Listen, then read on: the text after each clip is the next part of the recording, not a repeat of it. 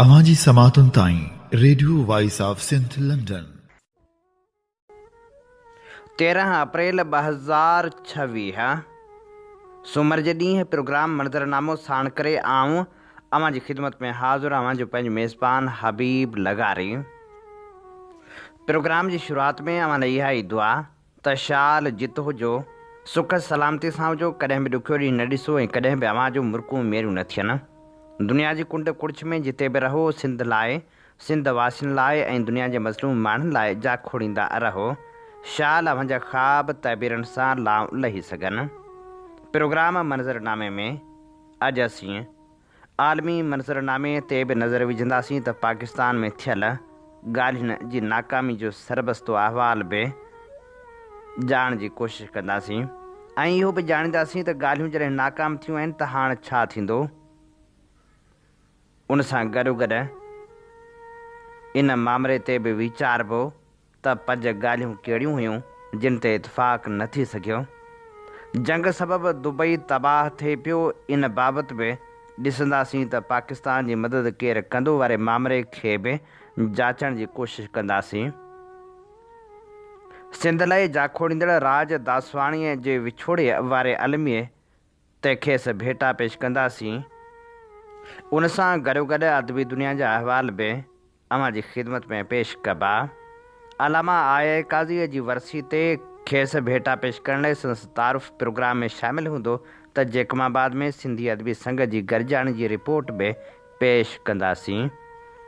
सभ खां पहिरियां जाइज़ो वठूं था ईरान अमेरिका जंग वारी सूरतहाल जो। ॻाल्हियूं किथे पहुतियूं ऐं ॻाल्हियुनि जो नतीजो निकितो त कहिड़ो निकितो ऐं ॻाल्हियुनि में छा छा थींदो रहियो।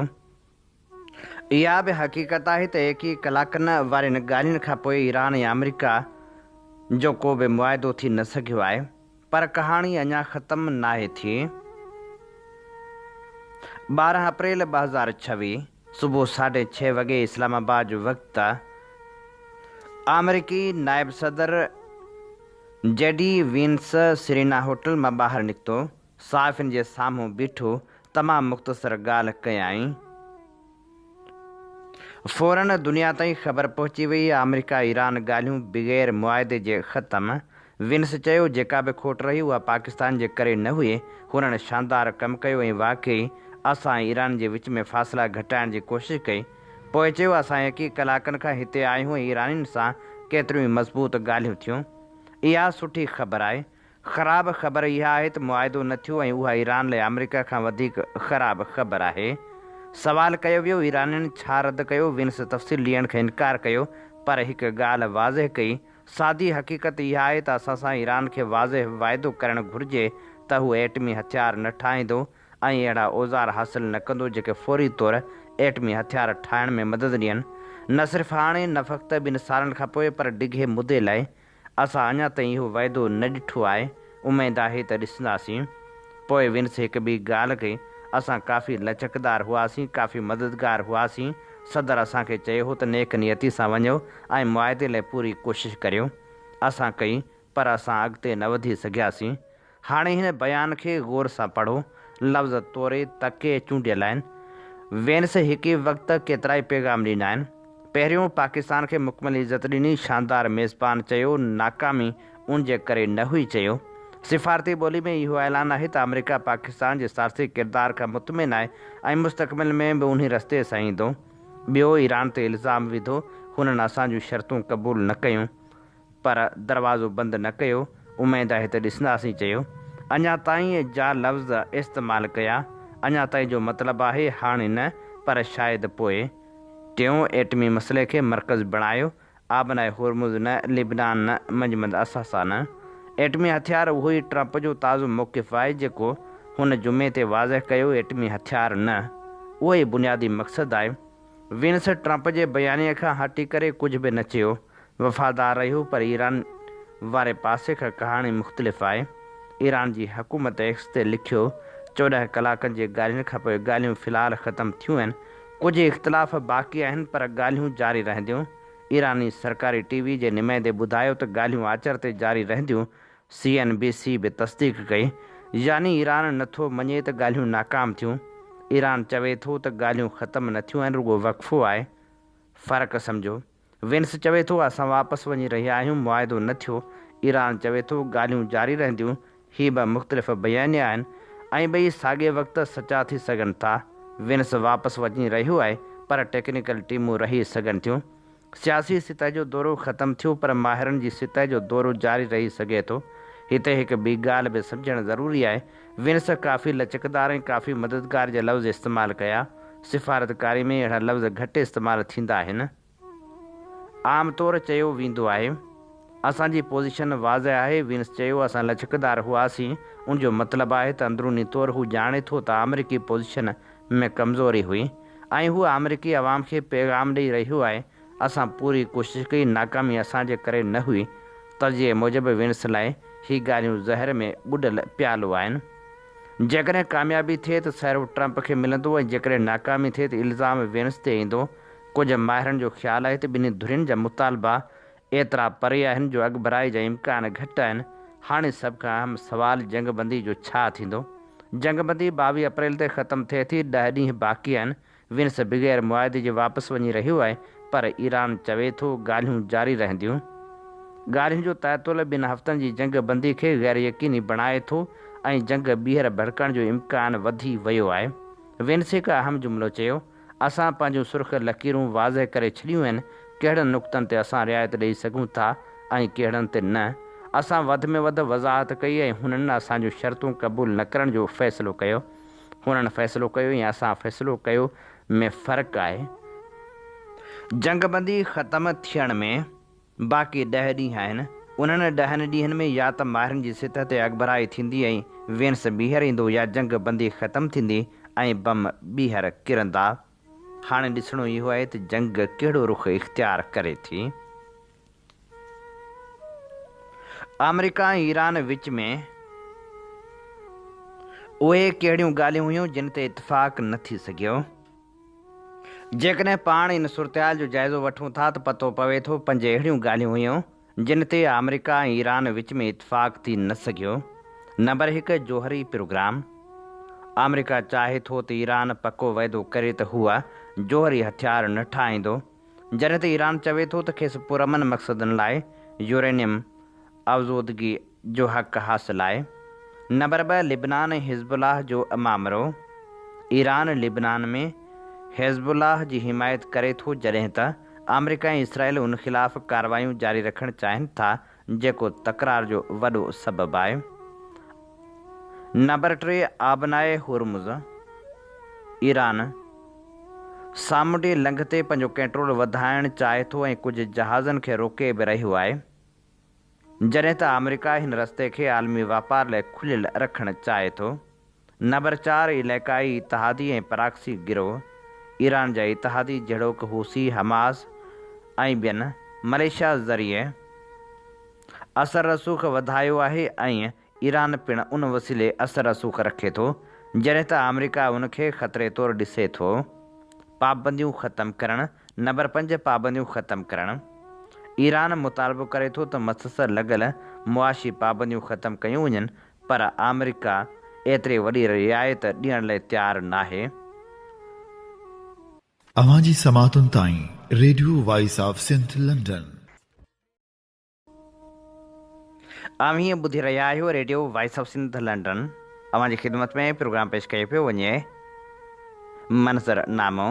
मंज़रनामे साण आऊं अवांजो पंहिंजो मेज़बान हबीब लगारी। जीअं तव्हीं ॼाणो था त जंग पाण सां गॾु न ॼाण केतिरियूं ई आफ़तूं खणी ईंदी आहे, पाण सां गॾु केतिरा आलमिया खणी ईंदी आहे। जंग केतिरनि ई इलाइक़नि खे भड़भांग पिणु बणाए छॾींदी आहे। गॾियल अरब अमारात, ख़ासि तौर ते दुबई, ईरान जंग खां पोइ मुआशी ऐं रांदियुनि जे मैदान में दबाव जो शिकार थी रहियो आहे। सीड़पकार पिणु बेचैनी जो इज़हार करे रहिया आहिनि। पाकिस्तान पारां अमारात खे पंहिंजो कर्ज़ वापसि करण जो फ़ैसिलो हिकु अहम मोड़ साबित थियो आहे। दावा कई वई त पाकिस्तान लॻभॻि $2.5 अरब वापसि करण जो ऐलान कयो, जंहिं अमारात खे हैरान करे छॾियो, छो त अमारात खे उमेदु न हुई त पाकिस्तान एतिरो जल्दी कर्ज़ वापसि कंदो। अमारात उन कर्ज़ खे सियासी दबाव तौरु इस्तेमालु करणु चाहियो थे, ख़ासि तौर ते ईरान ख़िलाफ़ पॉलिसियुनि में असरअंदाज़ थियण लाइ, पर पाकिस्तान जे फ़ैसिले सां इहो इम्कान ख़तमु थी वियो आहे। ॿिए पासे इमाराती क्रिकेट बोर्ड पिणु खेॾंदड़ ॿिनि रांदीगरनि खे वापसि घुराए वरितो आहे। जंग वारी सूरतहाल दुबई खे तबाही जे किनारे ते पहुचाए छॾियो आहे। हाणे जॾहिं पाकिस्तान पंहिंजो कर्ज़ु वापसि करे थो त माली मुश्किलातुनि में कहिड़ा मुल्क आहिनि जेके पाकिस्तान जो साथ ॾेई सघनि था या वरी पाकिस्तान जी मदद करे सघनि था। तुर्की जे ख़बरू इदारे दावा कई आहे त गॾियल अरब अमारात खे रक़म वापसि करण बैदि सऊदी अरब ऐं क़तर पाकिस्तान खे $5 अरब ॾियण जो इम्कान आहे। गुज़िरियल ॾींहुं सऊदी जे नाणे वारे वज़ीर ऐं वज़ीर अज़म शहबाज शरीफ़ विच में मुलाक़ात पिणु थी हुई, जंहिंमें विच उभरजी छिकताइण सबबि वधंदड़ माली दबाव ऐं ख़र्चनि जे हवाले सां पाकिस्तान खे माली मदद जी ख़ातिरी कराई वई। रिपोर्ट मूजिबि पाकिस्तान तरफ़ां सऊदी अरब खां वधीक माली मदद जी दरख़्वास्त कई वई, जंहिंमें मौजूदा कैश डिपॉज़िट में वाधि ऐं आयल फिनांसिंग फैसिलिटी जी मुदत में वाधि शामिल आहे, जेका हिन महीने जी आख़िर में ख़तमु थी रही आहे। तुर्की जी मीडिया इहो बि ॿुधायो आहे त सऊदी अरब ऐं क़तर पाकिस्तान खे $5 अरब जी माली सहायता जी ख़ातिरी कराई आहे, जंहिंसां पाकिस्तान जे परॾेही ज़ख़ीरनि ते दबाव घटि थींदो ऐं अदायगियुनि में मदद पिणु मिलंदी। हूअं बि इहो सच आहे त पाकिस्तान हमेशह कर्ज़ ते ई हलंदो रहियो आहे। जेकॾहिं मौजूदा सूरतहाल में पैसा नथा मिलनि त पाकिस्तान लाइ मुश्किलातूं वधी सघनि थियूं। सिंध जे तालीमी इदारनि वारी सूरतहाल ते जॾहिं बि नज़र डोड़ायूं था त ज़हन जे सहन में सवाल अची बीहे थो, सिंध जे तालीमी इदारनि में ख़ौफ़ जी हुक्मरानी आख़िर छो आहे। इन सूरतहाल ते मुस्लिम मीराणी लिखे थो, सिंध जा तालीमी इदारा कॾहिं इल्मु, उमेद ऐं रोशन मुस्तक़बिल जी अलामत सम्झा वेंदा हुआ, पर वक़्त सां इहो तासिर कमज़ोर थींदो पियो वञे। हाणे सवाल इहो आहे त छा उहे इदारा वाक़ई महफ़ूज़ आहिनि या वरी ख़ामोशी कंहिं वॾे बहिरान खे जनमु ॾेई रही आहे। इहो सवाल तॾहिं वधीक संगीन थी वियो आहे जॾहिं मीरपुर ख़ासि जे हिकु निजी मेडिकल कॉलेज जी शागिर्दियाणी फ़हमीदा लगारी जो अफ़सोसनाक वाक़ियो साम्हूं आयो। हूअ 3 साल में पढ़ंदड़ शागिर्दियाणी हुई। उहो वाक़ियो रुॻो हिकु ख़बर न रहियो, पर हिकु ॻरियल सुवाल बणिजी वियो आहे। घर वारनि मूजिबि फ़हमीदा खे तालीमी इदारे में हिकु उस्ताद तरफ़ां हिरासां कयो पिए वियो। हुन पंहिंजे वालिदैन खे ॿुधायो ऐं संसि वालिद कॉलेज इंतिज़ामिया वटि शिकायत बि कई। मुलाक़ातूं थियूं, ॻाल्हियूं बि थियूं, पर का बि मुयसर ऐं शफ़ाफ़ कार्रवाई नज़र न आई। उहा ई ख़ामोशी हिन वाक़िए जो सभ खां वधीक तकलीफ़ ॾींदड़ पासो आहे। फ़हमीदा जा आख़िरी लफ़्ज़, मुंहिंजो केस विढ़जो त जीअं ॿी कंहिं छोकिरे सां ईअं न थिए। अॼु बि हिकु सवाल बणियल आहिनि, पर सवाल इहो आहे त छा असां हिन आवाज़ खे वाक़ई ॿुधो आहे या ॿियनि वाक़िअनि वांगुरु उनखे बि नज़रअंदाज़ कयो वियो आहे। हीउ पहिरियों वाक़ियो न आहे। सिंध जे तालीमी इदारनि में अहिड़ी नोए जा केतिरा ई केस साम्हूं अची चुका आहिनि। मुख़्तलिफ़ यूनिवर्सिटियुनि ऐं कॉलेजनि मां शागिर्दियुनि पारां हिरासां करणु, दबाव ऐं ग़ैर महफ़ूज़ माहौल जूं शिकायतूं वक़्त ब वक़्तु साम्हूं ईंदियूं रहियूं आहिनि। सिंध यूनिवर्सिटीअ जामशोरो जी शागिर्दियाणी नाइला रिंद जो केस बि उन बहस जो हिसो आहे, जिते हिकु क़ाबिल शागिर्दियाणी जी मौत केतिरा ई सवाल उथारिया। अहिड़ी तरह लाड़काणे जी आसवा डेंटल कॉलेज समेत ॿियनि इदारनि मां बि अहिड़ियूं शिकायतूं रिपोर्ट थींदियूं रहियूं आहिनि। उन्हनि सभिनी वाक़िअनि में हिकु जहिड़ो अंसर आहे, ख़ामोशी, देर ऐं बेइतमादी। हीअ ख़ामोशी रुॻो इदारनि जी न आहे, पर सॼे समाज जी सोच जी अकासी करे थी। अक्सर मुतासिर शागिर्दियाणियूं ख़ौफ़, बदनामी ऐं समाजी दबाव सबबि आवाज़ नथियूं उथारिन ऐं ख़ामोश रहण खे तरजीह ॾियनि थियूं, जंहिंसां मसइलो वधीक वधे थो। क़ानून मौजूदु आहिनि, शिकायती कमेटियूं बि आहिनि, पर उन्हनि ते अमल दरामद वॾो सुवालु आहे। मुतासिर माण्हुनि खे लॻे थो त इंसाफ़ ताईं पहुचणु ॾुखियो आहे ऐं तहफ़ुज़ घटि आहे। हीउ मसइलो रुॻो तालीमी इदारनि ते महदूदु न आहे, पर हिकु वसीअ समाजी रवैयो आहे, जिते मुतासिर फ़र्द खे कमज़ोर सम्झियो वञे थो ऐं मसइले खे लिकाइण जी कोशिशि कई वञे थी, जंहिंजा नतीजा ख़तरनाक निकिरनि था। हाणे वक़्तु अची वियो आहे त अहिड़नि वाक़िअनि खे इनफ़रादी सान्हनि बदिरां हिकु निज़ामी मसइलो सम्झियो वञे। शफ़ाफ़ जांच, मज़बूत इदारे वारो निज़ाम ऐं फौरी क़दम ई हिन बहिरान जो हल आहिनि, जेकॾहिं हाणे बि ख़ामोशी इख़्तियार कई वई त हीउ सिलसिलो रुकजण बदिरां वधीक वधंदो वेंदो। ज़िंदगी जा पंध किथे खुटी था वञनि केर बि नथो ॼाणे। विछोड़ो आहे घोड़ो इझो थो अचे वांगुरु विछोड़ा थी वेंदा आहिनि। सिंध लाइ जा खोड़ींदड़ राज दासवाणी पिणु विछोड़े जो वर्लाप ॾेई वियो। संदसि विछोड़े ते वर्ल्ड सिंधी कांग्रेस पंहिंजे जारी कयल बयान में चयो आहे त इंतिहाई ॾुख सां इहो इतला ॾियणो पवे थो त साईं राज दसवाणी असां खां हमेशह लाइ विछड़ी हक़ीक़ी मालिक साण वञी मिलियो। साईं राज दसवाणी वर्ल्ड सिंधी कांग्रेस जो उमिरि भर साथी रहियो। शुरूआती ॾींहंनि में तमामु वॾो किरदारु अदा कयाई ऐं सॼी हयाती तनज़ीम सां जुड़ियल रहियो। साईं राज दासवाणी सिंधी ॿोली सकाफ़त ऐं भारत में रहंदड़ सिंधियुनि जी भलाई जे तहफ़ुज़ ऐं वाधारे में अॻुवाण वारी हैसियत रखंदड़ हो। हुन सिंधी क़ौम जी क़ौमी जदोजहद जी भरपूर हिमायत कई ऐं सिंध जे क़ौमी मक़सद सां गहरी वाबस्तगी रखंदो हो। हूअ भारत में सिंधियत जे अहम अॻुवान सां वेझड़ाप में रहियो, जिन में साईं कीरत बाबाणी, साईं उत्तम, साईं राम पंजवाणी, साईं गोबंद माली ऐं ॿिया शामिल आहिनि। साईं राज हिकु लेखक पिणु हो ऐं केतिरनि ई किताबनि जो ख़ालिक़ रहियो। वर्ल्ड सिंधी कांग्रेस खे लंडन में संदसि किताब टामे जा टुकड़ा जी महूरत करण जो एज़ाज़ हासिलु थियो। हुन जे सिंधी अदब ऐं क़ौम लाइ ख़िदमतूं सॼी ज़िंदगी जारी रहियूं। लॻभॻि 3 साल अॻु हुन माहवार रिसालो सिंधी समाचार पिणु जारी कयो। पंहिंजे हिकु नज़म में जेको हुन सिंध ॾांहुं मुखातिब थी लिखियो हो, हुन चयो, आख़िरकार मूं इहो सम्झी वरितो आहे जलावतनी में या तोखां ज़बरदस्ती जुदा थियणु मुंहिंजे ॾुख ऐं अज़ीज़ जो तस्वर कर। असांजो गोश्त ऐं रत असांजा पंहिंजा मज़हब जे नाले में तकलीफ़ूं सहंदा रहिया आहिनि। संदसि विछोड़ो सॼी दुनिया जे सिंधियुनि लाइ हिकु वॾो नुक़सानु आहे। हिन ॾुखे वक़्त में असांजूं हमदर्दियूं ऐं गहरियूं ताज़ियतूं संदसि ख़ानदान सां गॾु आहिनि। हयाती ते त को बि भरोसो ऐं बावर न हूंदो आहे। सागड़ सां वास्तो रखंदड़ यासीन लगारी पिणु बीमारी सां झेड़ी रहियो आहे। खेसि दुआनि जी ज़रूरत आहे त शाल जल्द सिहतियाब थिए।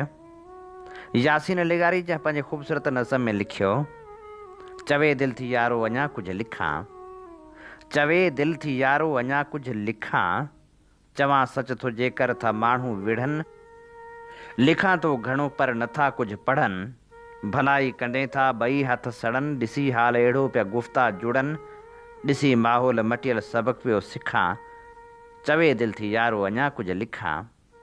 अबा क़ौम जा थिया गद्दार हाणे, संदे ॾाढ ते थिया सरदार हाणे, कुटाए क़ौम खे कयूं नादार हाणे, छॾे निंड गफ़लत थियो बेदार हाणे, गद्दारनि खे कुटींदे अव्हां खे ॾिसां, चवे दिलि थी यारो अञा कुझु लिखां। सॼी राति हारी थो पाणी वराए, फुटे बाख जॾहिं हर थो हलाए, ॿई मथां फसल तो वॾेरो फॿाए, घुरे लप अन जी त दड़का थो खाए, जुटण जंग ख़ातिर कलम थो खणा, चवे दिलि थी यारो अञा कुझु लिखां।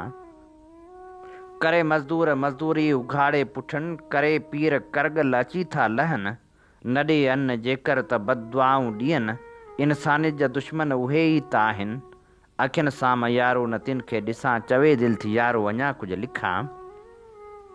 मरे मर्द जेको त मिल्कियत पिराणी, छॾींदा न घर में रिलिका पुराणी, सोचींदे ॻाल्हियूं दिलि थी आहे साणी, कीअं यासीन थींदी किसे जी पुॼाणी, पीअंदे ज़हरे ग़म जो नथो अॻु चखां, चवे दिलि थी यारो अञा कुझु लिखां, चवे दिलि थी यारो अञा कुझु लिखां। ख़ुदारा तो मूंखे विसारे छॾियो, उमेदनि पकनि खे पघारे छॾियो, जुदाई जो आख़िर अरसो तवील, मुआ ग़मनि में गुज़ारे छॾियो, वफ़ा जो त घर मूं अझे लाइ अॾियो, ज़माने जे तूफ़ान उॾारे छॾियो, मुआलज विया मोटी दिलगीर थी, ज़हर तो ग़मन जो पियारे छॾियो, हणी ख़ुदि ठोकर ॾिसे पियो तमाशो, मुसाहिल जे ॿेड़ो सहारे छॾियो, न यासीन कंहिंखे ॾिबी हाण दिलि, सबक़ तो आहे मूंखे सेखारे छॾियो। अवां जी समातुनि ताईं radio voice of Sindh London. हीअं ॿुधी रहिया आहियो radio voice of Sindh London. अवांजी ख़िदमत में प्रोग्राम पेश कयो पियो वञे मंज़रनामो। मंज़रनामे साण आऊं अवांजी ख़िदमत में हाज़ुर आवां पंहिंजी मेज़बान आहियां हबीब लगारी। अॼु सिंध धरती जे अमूल इंसान, नाम्यारे आलिम, धरती लाइ अहम कमु कंदड़ अलामा इमदाद अली, इमाम अली, अलामा आया काज़ी जी वरसी आहे। खेसि भेटा पेश करण लाइ असीं जावेद इनायतुल्लाह मुग़ल जो लेख अवांजे समातन जी नज़र करियूं था। सिंध यूनिवर्सिटीअ जे वाइस चांसलर फ़लसफ़े ऐं आलिम अलामा इमदाद अली, इमाम अली काज़ी जो इंतकाल 1968 में थियो, जॾहिं त संदसि जनमु 19 अप्रैल 1886 ते हैदराबाद में थियो। प्राइमरी तालीम मुकमिल करण ऐं क़ुरान पाक हिफ़्ज़ करण खां पोइ ज़ूलॉजी ऐं इक़्तिसादियात जी तालीम लाइ बर्तानिया वियो ऐं पोइ बर्तानिया में रिहाइश इख़्तियार कयाईं, जिते हुन हिकु जर्मन छोकिरी इल्सा सां शादी कई। इल्सा बि पंहिंजे मुड़ुस वांगुरु अदब खां चङी रीति वाक़ुफ़ु हुई ऐं बाद में शाह अब्दुल लतीफ़ भिटाई जे कलाम जो अंग्रेज़ी में तर्जुमो कयाईं ऐं ॿिया बि केतिरा ई किताब लिखियाईं। अलामा काज़ी साहिबु 1911 में बारेट लॉ जी डिग्री हासिलु कई, जंहिं बाद वतन वापसि मोटी आयो। 1932 में हुन काहिरा में अरबी पढ़ाई ऐं 1933 में London school of oriental studies में साॻे मज़मून जी तालीम वरिताईं। 1919 खां पोइ हूअ घणो करे हैदराबाद में रहियो, पर हर साल इल्मी कम लाइ इंग्लैंड वेंदो हो। हुन शाह अब्दुल लतीफ़ भिटाई जी शाइरी ते हिकु किताबु लिखियो ऐं London J school of oriental languages में सिंधी डिपार्टमेंट जे सदर जो उहिदो पिणु संभालियो। ॾखण एशियाई ऐं यूरोपी आलमनि में जेके संदसि लिखणियुनि खां बेहद मुतासिर थिया, उन्हनि में Maulana Abul Kalam Azad, Allama Iqbal, Maulana Ubaidullah Sindhi, George Bernard Shaw ऐं ॿिया केतिरा ई नामवर आलम हुआ। 1951 में अलामा काज़ी साहिबु सिंध यूनिवर्सिटी जो वाइस चांसलर थियो, जंहिं उहिदे ते 1958 ताईं रहियो। सिंध यूनिवर्सिटीअ जे वाइस चांसलर जी हैसियत में हुन तालीम जी दिलो जान सां ख़िदमत कई। अॼु जे नौजवाननि खे संदसि ज़िंदगी ऐं कामयाबियुनि मां सबक़ु सिखणु घुरिजे। 1966 में यूनिवर्सिटीअ जे कॉन्वोकेशन खे ख़िताबु कंदे हुन चयो त इंसानु फ़ख़ुरु करे थो त उनजो मक़सदु पंहिंजी आला अज़ीम ज़ात खे ॼाणणु आहे, पर अफ़सोस जो अॼु जा असांजा प्यारा शागिर्द उन मफ़रूज़े जो ज़रो बि सबूत पेश न करे सघिया। मक़सदु हिकु ई लॻे थो, खाधो हासिलु करण ऐं ख़ौफ़ खां महफ़ूज़ रहणु। संस घरवारी इल्सा जी वफ़ात संस दिलि खे शदीद सदमो रसियो ऐं 82 वरहनि जी जमार में 13 अप्रैल 1968 ते लाॾाणो करे वियो। खेसि सिंध यूनिवर्सिटी जामशोरे जे न्यू कैंपस में मिटी माउ हवाले कयो वियो। अॼु सिंध जे नाम्यारे शाइर कमर शहबाज़ जो जनमु ॾींहुं आहे। सिंधी ॿोली जे वॾे लेखक, दानिश्वर, कालमनिगार, ड्रामानिगार, सदाकार, कंपेयर, हिदायतकार, समाज सुधारक ऐं शाइर कमर शहबाज़ 13 अप्रैल 1938 ते मोहम्मद मक़बूल बुघियो जे घर में नवाबशाह में जनमु वरितो। बुनियादी ऐं सानवी तालीम बाद कराची यूनिवर्सिटी मां इंग्लिश में MA कयाईं ऐं मुख़्तलिफ़ कॉलेजनि में लेक्चरार ऐं असिस्टेंट प्रोफेसर तौरु पढ़ाईंदो रहियो। SM कॉलेज कराची मां संदसि मुक़ररी कंदकोट डिग्री कॉलेज में प्रिंसिपाल तौरु थी, जंहिं दौरान मुलाज़मत जे हवाले सां संदसि मसरूफ़ियतूं फ़न अदब सक़ाफ़त खे हथी ॾियणु हो। कंदकोट में ई स्टेज नाटक पेश कयाईं, जंहिंमें पाण नाटक लिखियाईं ऐं अदाकारी पिणु कयाईं। हू कमीशन जो इम्तिहान पास करे वफ़ाक़ी सरकार जो मुलाज़िम थियो ऐं नौकरी जे हवाले सां मुख़्तलिफ़ तरक़ियूं कंदो। Director population division Islamabad, director export ऐं ॿियनि उहिदनि ते बि रहियो। सिंध जे हिन नाम्यारे लेखक ऐं शाइर कमर शहबाज़ 5 मई 2009 ते कराची में वफ़ात कई। ऐं हाणे अव्हांजी ख़िदमत में पेश करियूं था कमर शहबाज़ जी ख़ूबसूरत शाइरी। वरी यादि आए वरी नेण नाया, वाटण ते वेही मूं जूत जलाई, लखें लुड़क पोइ मूं माल्हे बनाई, मूं तोलाए साजन कया सहज साया। वरी यादि आए वरी नेण नाया, उहो गीत ॻातई जो ॻाए न ॼाणी, ॾुखियो पेच पातई निभाए न ॼाणई, न ॼातई त छो लुड़क मूं थे लिकाया। वरी यादि आए वरी नेण नाया। टिड़ी गुल थिया मुखड़ियूं मूं तोखे पुकारियो खिड़ा के सितारा मूं छिरकी निहारियो, उमेदनि जा ॾीअड़ा मूं ॿारिया विसाया, वरी यादि आए वरी नेण नाया।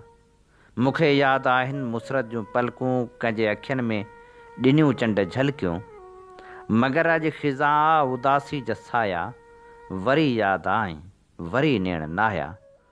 असां जूं बहारूं कहीं री निमाणियूं, उमेदनि जूं मुखड़ियूं बेमौसम कुमाणियूं, जे पंहिंजा पराया पराया पराया, वरी यादि आए वरी नेण नाया। जोधा जीअ जियारे सघंदे, सूरी खे सिंगारे सघंदे, मोर मोह पर टोर न मरंदी, मारी छा छा मारे सघंदे। गुल गुल में ख़ुशबू आ पिन्हा, बाग़ सॼो छा ॿारे सघंदे, मस्ताना टांडनि ते टिलंदा, घायल सां छा घारे सघंदे। सावण खे अचिणो आ ईंदो, पिरत जा वाइदा पारे सघंदे, राति हिजर जी ॼाण त छा आई, सौदायनि खे सारे सघंदे। मुंहिंजी मस्ती मस्ती आहे सस्ती, छा ठारे सघंदे। ख़ुदा ॼाणे तुंहिंजे निगाहनि में छा हो, असांखे त घूरनि सां घाए छॾियाऊं। बहारनि जी बेबाक मस्ती जा मोहे सवें पेच उल्फत जा पाए छॾियाऊं। उफ़क़ खां संदस लाल चिणगूं चुराए, अड़े कंहिंजो झूपो जलाए छॾियाऊं। परे कर परे कर परे कर ही शोला ॾिसी थी त दिलि दुखाए छॾियाऊं। निमाणियूं निमाणियूं ही नेणनि जूं प्यालियूं, मुखामे जी मस्ती भुलाए छॾियाई। हर राति उदासी आ, हर सुबुह सितम आहे, कुझु पंहिंजे नसीबनि जो कुझु तुंहिंजो करम आहे। छा लाइ बहारनि में अॼु भूअ भिनल नाहे, हर मुखड़ी आ कोमाई, हर गुल में ज़ख़्म आहे। ख़ामोश फिज़ाउनि में आवाज़ ही कहिड़ो आ, आकाश तो झूंगारे या मुंहिंजो सनम आहे। हर वार उञायल खे कुझु ज़्यादा उञाई थो, या रूही प्यासो आ या प्याले में ख़म आहे। तो दिलि में जॻह ॾेई पोइ पल में भुली वेठे, हिन दिलि में लियो पाए ॾिस तुंहिंजो ई ग़म आहे। कई भेरा ख़्यालु आयमि मां तोखे विसारींदुसि, का रीत त कान्हे पर हीअ दिलि जो मरम आहे। राति असां खां प्यारा विछड़िया, चांडोकी खां चारा विछड़िया, सावण कहिड़े कारण ईंदो दिलि खां जो दिलि वारा विछड़िया। कंहिं सूंहं ॾिनी कंहिं साव ॾिनो, कंहिं दर्दनि जो दरियाउ ॾिनो, कहिड़ा कहिड़ा माण्हू आया कहिड़ा जीव जियारा विछड़िया। ख़्वाबनि जे ऐवाननि में मां तन्हा तन्हा छो आहियां, जिन जोत ॾिनी से मोतनिया है तारीकी में तारा विछड़िया। तूं गीत हुएं संगीत हुएं या मुंहिंजे मन जो मीत हुएं, अॼु गीतनि खां गुंजार वई, अॼु दरियाउनि खां धारा विछड़िया। के ॾींहं हुआ जो मींहं पिया, जिन प्यार कयो से धार थिया। तुंहिंजो विछड़े दुनिया विछड़ी, मूंखां साथी सारा विछड़िया। ऐं हाणे अदबी दुनिया जे अहवाल में शामिल करियूं था अदबी सरगर्मियुनि जी रिपोर्ट। सिंधी अदबी संगत शाख जेकमाबाद जी दस्तूरी गरजाणी थी गुज़री। गरजाणीअ जी सदारत सीनियर कहाणीकार तरक़ी पसंद अदीब ऐं सिंधी अदबी संगत शाख जेकमाबाद जे अॻूणे सेक्रेटरी डॉक्टर वाहिद बख़्श लगारी कई। गरजाणी जी शुरूआति शाह अब्दुल लतीफ़ भिटाई जे बैतनि सां कई वई, जेके लतीफ़िया जे माहिर प्रोफेसर अल्ताफ़ गोहर पेचो पेश कया।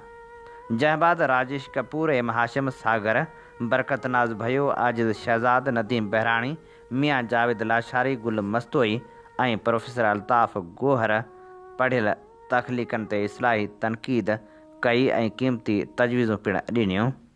जॾहिं त सदारती राय ॾींदे नाम्यारे लेखक वाहिद बख़्श लगारी चयो त अॼु हिते पेश कयल सभिनी शाइरनि जी शाइरी उत्साहींदड़ ऐं हिमत वधाईंदड़ हुई।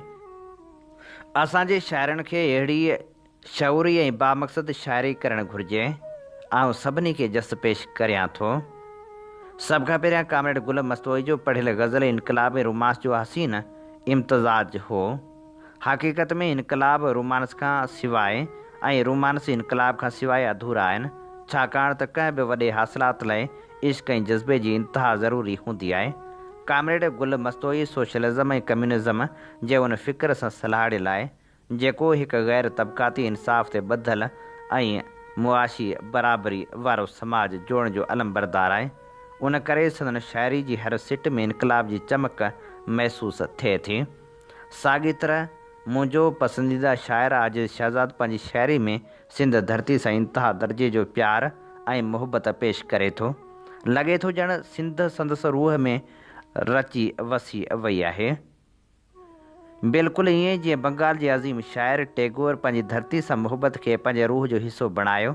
उन हवाले सां मां आजिज़ शहज़ाद खे निढो टैगोर सॾण में को बि वधाउ नथो सम्झां। संदसि पढ़ियल ग़ज़ल मुंहिंजी हिन राय जी पक करे थो। नए उभरंदड़ शाइर नदीम बहराणी जो पेश कयल ग़ज़ल बि रुमास सां भरपूर हो। संदसि तशबीहूं बि लाजवाब।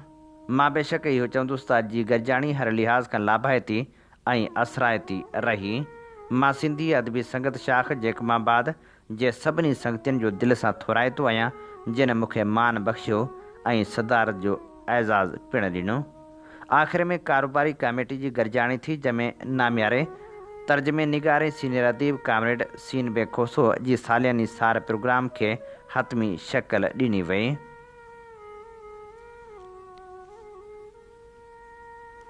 इन ते प्रोग्राम मंज़रनामे जो वक़्तु पुॼाणी ते पहुचे थो। पंहिंजे मेज़बान हबीब लगारी खे ॾींदा इजाज़त इन साॻी दुआ सां। वसे भिट तुंहिंजी भलारा सदा सदा देस परदेस सारा वसन। कॾहिं सिंध सिंजी न मेरी थिए कॾहिं मोड़ कंहिंजा न मुरझाइजनि। अवां जी समातुनि ताईं radio voice of Sindh London.